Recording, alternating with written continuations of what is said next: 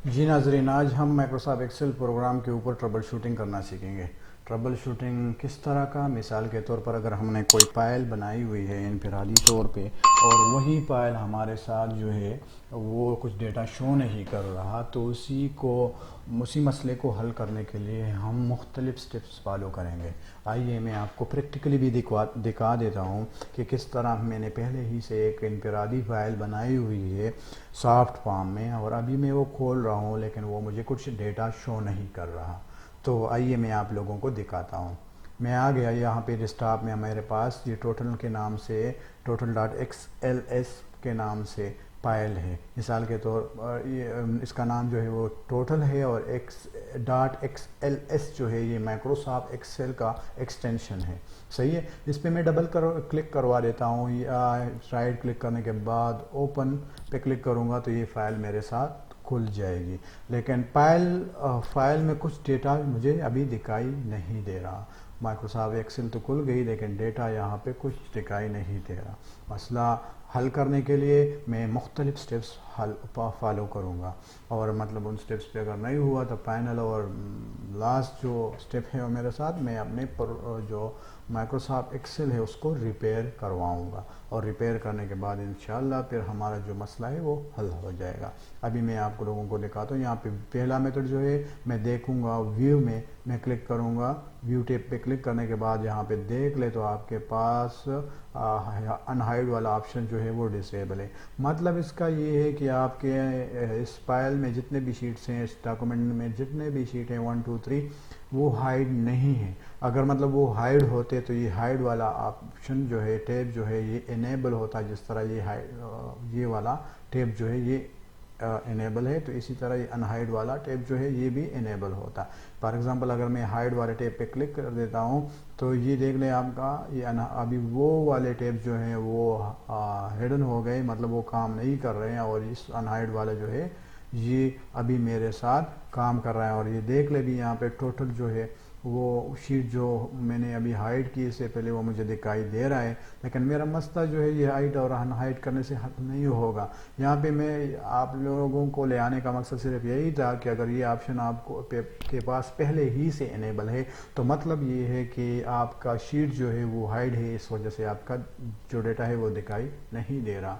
लेकिन मसला हाइड और अनहाइड का नहीं है। मतलब पहला स्टेप जो है अब हम इससे मूव करेंगे सेकंड स्टेप में या सेकंड प्रोसीजर में। सेकंड प्रोसीजर हमारे पास क्या है, हम फाइल पे क्लिक करेंगे, फाइल पे क्लिक करने के बाद हम ऑप्शन पे क्लिक करेंगे, ऑप्शन पे क्लिक करने के बाद आप एडवांस पे आओगे। एडवांस में जब एडवांस टैब पे जब आप क्लिक करोगे तो यहाँ राइट साइड पे आपके पास लिस्ट खुल जाएगी। इसको हम स्क्रॉल डाउन करेंगे, यहाँ पे देख ले मुख्तलिफ हेडिंग्स है आपके पास। एडिटिंग वाला ऑप्शन है, कट कॉपी एंड पेस्ट वाला ऑप्शन है। यहाँ पे नीचे जब आप स्क्रॉल डाउन करोगे तो मुख्तलिफ ऑप्शन आपको दिखाई, मुख्तलिफ हेडिंग्स आपको दिखाई देंगे, और इसी हेडिंग के अंदर आपको मुख्तलिफ ऑप्शन दिखाई देंगे। सही है। मुख्तलिफ ऑप्शंस में अभी हम क्या करेंगे, हम जनरल टैब में आ जाएंगे।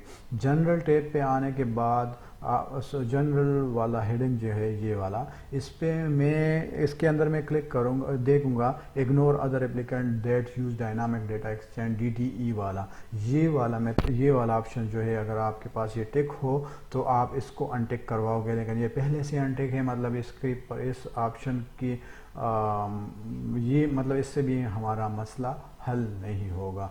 ये था हमारे पास दूसरा प्रोसीजर, तो इसको हम ओके करेंगे। तीसरा प्रोसीजर हमारे पास क्या था, सॉरी तीसरा प्रोसीजर अभी हमारे पास क्या है, दोबारा से वहीं पे आ जाएंगे।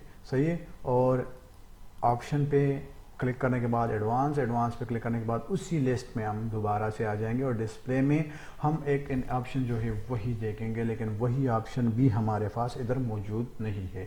वही ऑप्शन हमारे पास क्या है, केबल हार्डवेयर ग्राफिक एक्सेलरेटर, तो उसी को हम क्या करेंगे, टिक करेंगे, मतलब डिसेबल करेंगे, और हमारा मसला जो है वो हल हो जाएगा। लेकिन वो टिप भी यहाँ पे मौजूद नहीं है, मतलब हमारा मसला इसी प्रोसीजर से भी हल नहीं होता। तो इसको हम ओके करेंगे, और ओके करने के बाद ये हमारे पास 3 प्रोसीजर हो गए।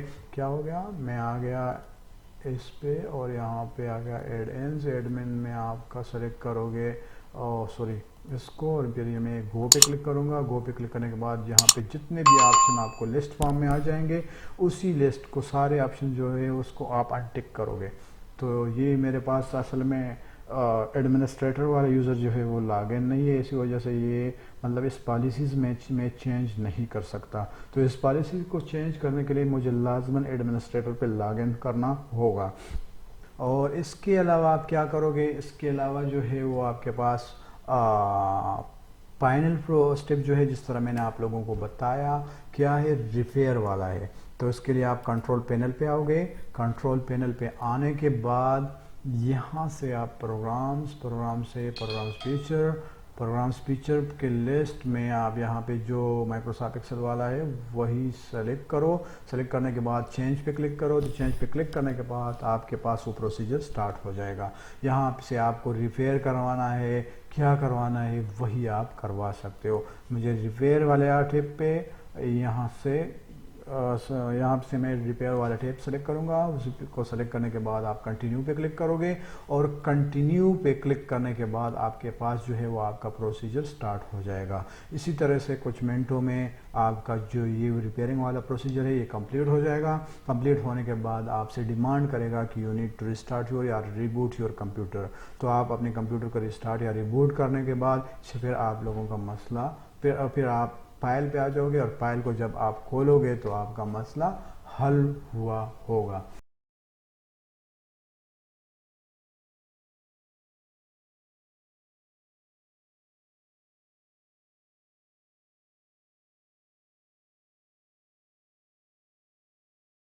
जी, तो 5वें स्टेप रिपेयरिंग वाले प्रोसीजर से गुजर के अभी हम देखेंगे कि आया हमारी फ़ाइल जो है वो इस काबिल हो गई है कि हम उसको इस्तेमाल कर सकें या नहीं। तो हम अपने इस फाइल के ऊपर डबल क्लिक करेंगे या राइट क्लिक करके इसको ओपन करेंगे। जब हम इसको ओपन करेंगे तो हमारे साथ हमारे फाइल के अंदर जो भी डेटा है वो अभी हमारे साथ दिखाई दे रही है, मतलब ये काबिल इस्तेमाल है ये फ़ाइल अब। तो इन तरतीब से, इन मराहिल से गुज़र के हम अपने फाइल को इस काबिल बना सकते हैं कि वो हम दोबारा से इस्तेमाल कर सकें।